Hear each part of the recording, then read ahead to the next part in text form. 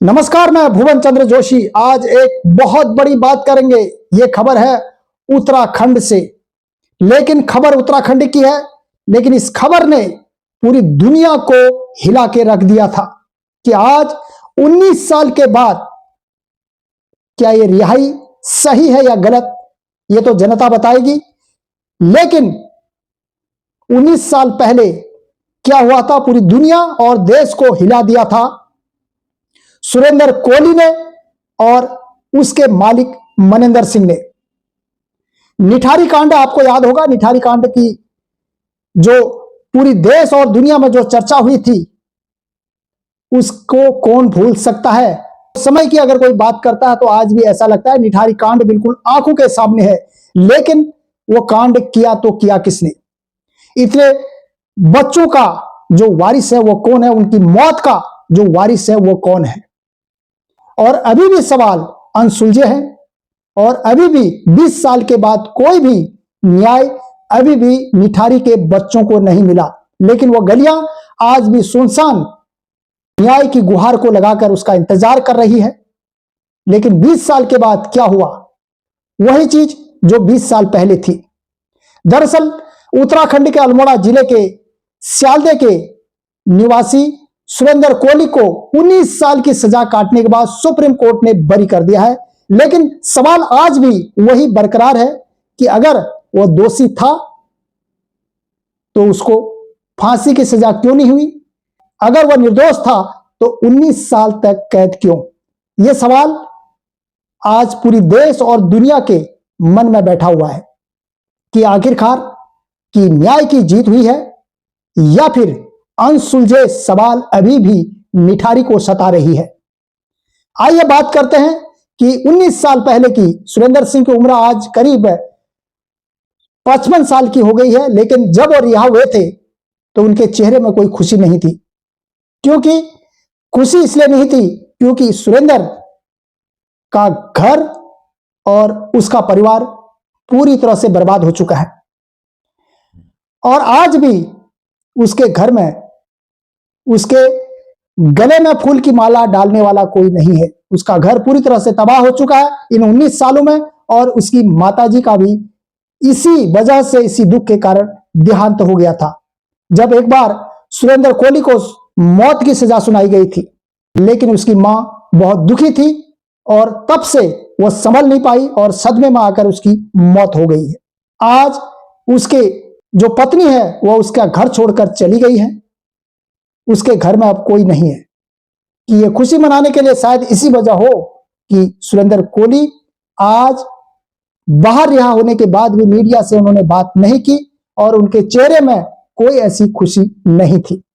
अक्सर बताया जाता है कि जेल में भी सुरेंद्र चुपचाप बैठा रहता था और करीब इतने केस लगने के बावजूद भी सुरेंद्र कोहली 20 साल के बाद पूरी तरह से रिहा हो गया।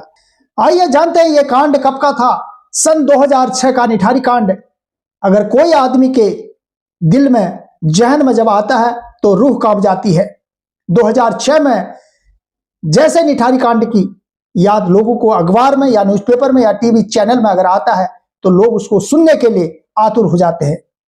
29 दिसंबर 2006 को नोएडा के निठारी गांव में कारोबारी मनिंदर सिंह पुंडेर और उसके घर के पीछे नाले में 8 बच्चों के कंगाल मिले थे।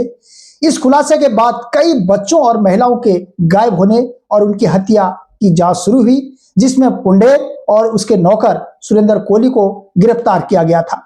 2006 से अब तक इस मामले में 50 से ज्यादा कोर्ट में सुनवाई हुई और 14 केस फाइलें और 20 से ज्यादा फैसले दिए जा चुके हैं।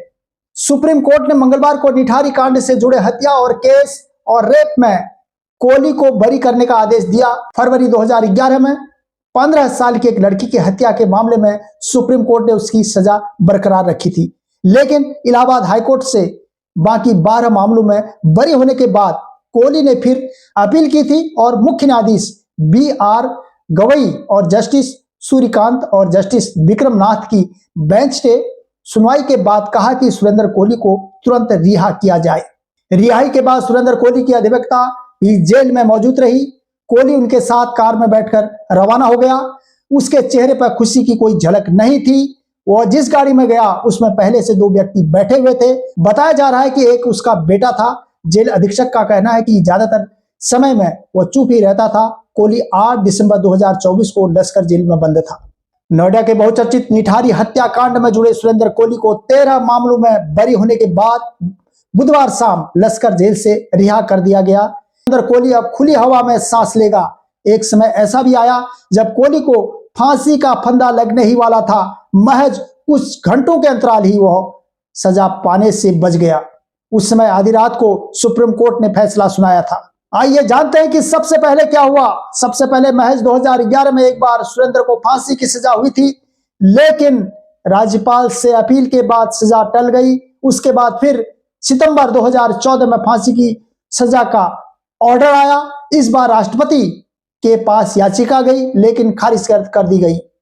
अतिरिक्त सत्र न्यायाधीश ने कोहली को फांसी के लिए 2 सितंबर 2014 को एक और वारंट जारी किया, जिसमें 7 सितंबर 2014 से 12 सितंबर 2014 के बीच किसी भी दिन सुबह 6 बजे फांसी देने का आदेश दिया गया। इसके बाद 2 दिन ही कोहली को फांसी के लिए गाजियाबाद की डासना जेल में मेरठ जिला कारागार ले जाया जाता है। ऐसा इसलिए क्योंकि डासना में फांसी देने की व्यवस्था नहीं है।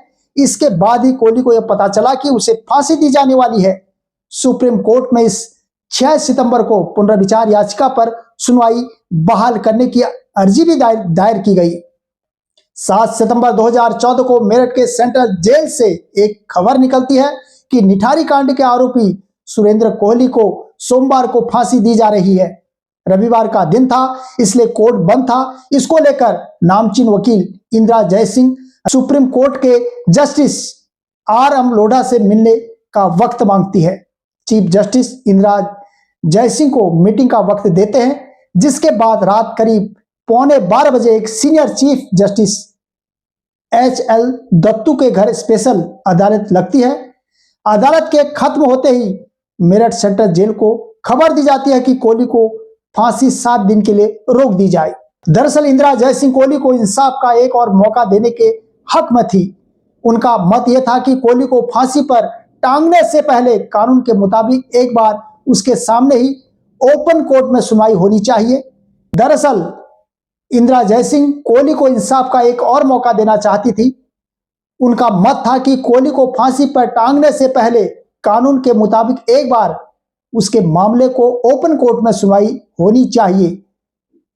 HL दत्तू के घर लगी स्पेशल अदालत में जयसिंह दलील देती हैं कि सुप्रीम कोर्ट के कॉन्स्टिट्यूशन बेंच के एक आदेश के अनुसार फांसी के ऐसे मामलों में जिसमें रिव्यू पिटीशन भी खारिज किया जा चुका है, आरोपी को फांसी देने से पहले ओपन कोर्ट में एक बार उसके मामले की सुनवाई की जा सकती है। लिहाजा सुरेंद्र कोहली को भी एक मौका दिया जाना चाहिए।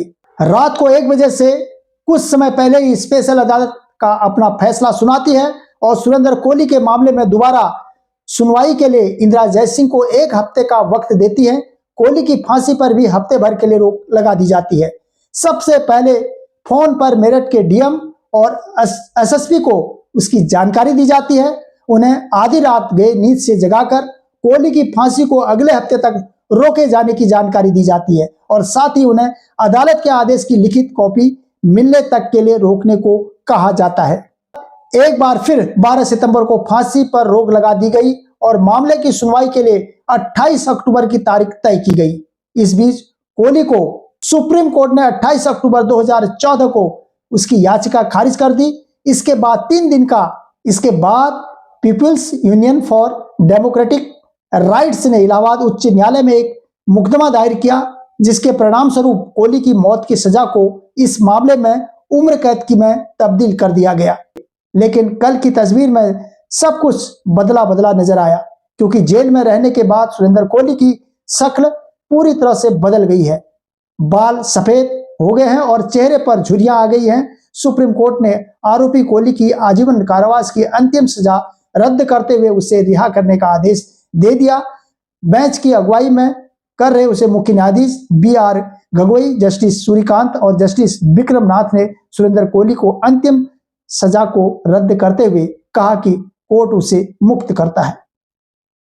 यह थी सुरेंद्र कोहली की पूरी कहानी। आपको कैसी लगी? आपके कमेंट्स चाहूंगा। और अभी तक के लिए इतना ही। नमस्कार।